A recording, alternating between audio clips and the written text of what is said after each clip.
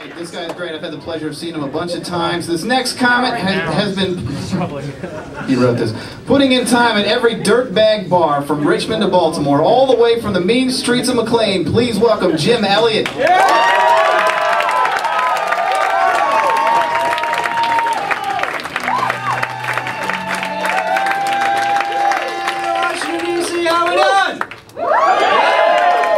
To be honest, I don't care how you guys are feeling because I feel great. And I'll tell you why. I feel spectacular because earlier this week I had my yearly summer ritual where I went down to Target, I bought myself a 3-pack of socks, and I bought myself a 3-pack of underwear, and right now I am wearing one of each. I feel spectacular. My feet and my loins are ensconced in tight cotton. Sir, I feel like at any moment I could just rip off my clothes and fight crime. Why is that, man? It's instant self-esteem boost. Like I was gonna go to grad school. Instead I went to Target. Thank you guys so much for coming out, man. Tuesday night. It's not good for those of us who I heard earlier, like me, aren't too crazy about your jobs. I hate my job, man. I can't stand it. And seriously, I shouldn't even be complaining, man, because I just got my job. Last year was a rough year for me, man. I was unemployed for 8 months straight. Best damn time in my life. It's like being on summer vacation, except you're old enough to go to bars. Like being unemployed is not that bad if you're on unemployment, which I was, yes sir. $297 a week I got, man. That's not that bad. $297 a week, like you break that down, that's more than minimum wage. It's not even like I got laid off. It's like I just got a different job. And the pay was a little bit crappier, but the hours were phenomenal. Oh. Let me tell you, you want to get some dirty looks? Go into the unemployment office and have the nerve to ask about direct deposit.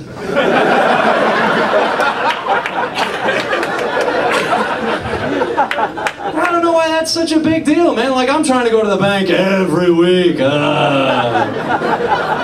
I'm so lazy and tired. It's not a bad gig, man, being unemployed. I tell you, you get a lot of time, like, just to spend on yourself, you know what I mean? To develop your hobbies and learn things about yourself, you know? Spend some me time. One thing I learned about myself, man, I love getting drunk during the day. Oh, wow. Easily twice as much fun as getting drunk at night, I swear. I'll tell you something else, too. During the day, it's safer than getting drunk at night. It is. Because during the day, you're not a drunk driver, you're just a bad driver. There's bad drivers all over the road, man. They can't pull over all of us. You see a cop behind you and you're drunk at night, you gotta tighten up, man. You gotta stay in your lane. During the day, just whip out your cell phone. Whip out your cell phone and make an illegal lane change. Just skirt up, I'm on the phone. Ah, damn these cell phones, officer. Scourge of the roadways, they are. Of course, then you do get pulled over, and because you're drunk, you think you're clever. The cop's like, hey! You're drunk driving! You're like, no, I'm drunk dialing. I get it. That never works. Don't try it. DC, we into politics at all, man? A little bit? I'm not into politics either, man, really at all. But like, I grew up around here. Like, I grew up inside the Beltway, so you kind of like are forced to follow them by osmosis, really. Like, you don't want to, but you do for some stupid reason. Like the rest of the world in reality TV, I don't know. But I came to a political realization recently, and I want y'all to hear me out before you judge me, all right? Listen, what I realized is that I can't wait to see Hillary Clinton elected the next president of the United States. Now, hold up! I hear it got deathly quiet in here, damn. That's why I'm about to explain myself. Listen, this is not because I give a crap about the Democrats, and it's not because I give a crap about the Republicans, none of that. I'm not trying to start that conversation. That's how you get shot. No. But I will tell you right now that I only follow politics these days really for the entertainment value, okay? And I will tell you right now that Bill Clinton will be the greatest first lady this country has ever seen. All right? And that is a fact, my friends. Like, what are we even going to call him? Because the opposite of a lady is a gentleman, but you can't call Bill Clinton the first gentleman. Bill Clinton's the first dude. Yes, sir. He'd love that title. He'd get business cards made up. Bill Clinton, first dude. He'd love it, man. It'd be spectacular. Bill would just love the whole gig. I swear he would have a blast because he's still rich, he's still famous, he's still living in the White House, but he's not the president. So he's not nearly as busy as he was the first time around.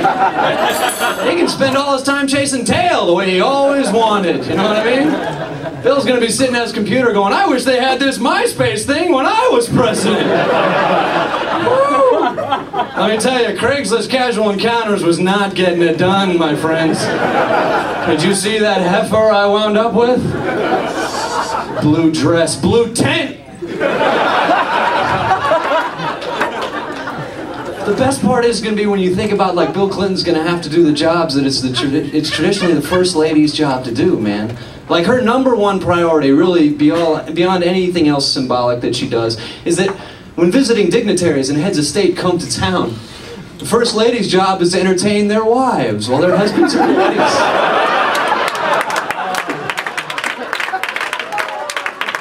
Is this the recipe for disaster or what, man? Our foreign relations are gonna go in the crapper. Nobody's gonna come visit us, man. Nobody. You think the Prime Minister of China is gonna leave his wife alone with Bill Clinton for 5 hours? Confucius say, fuck no.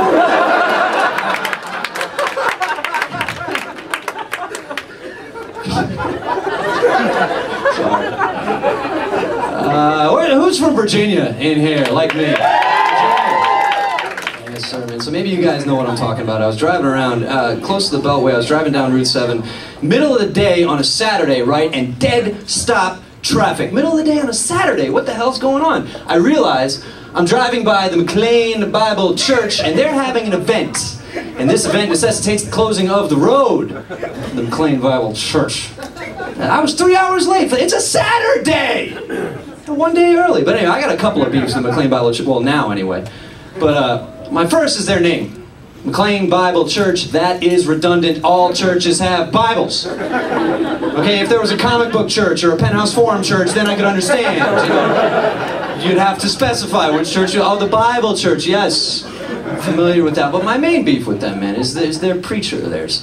He goes on the radio. For anybody that doesn't have XM, listens to the normal radio like me, you hear this probably once a week. Preacher Lon Solomon gets on, delivers a 90-second spiel, and at the end of it, he has the nerve to go, not a sermon, just a thought.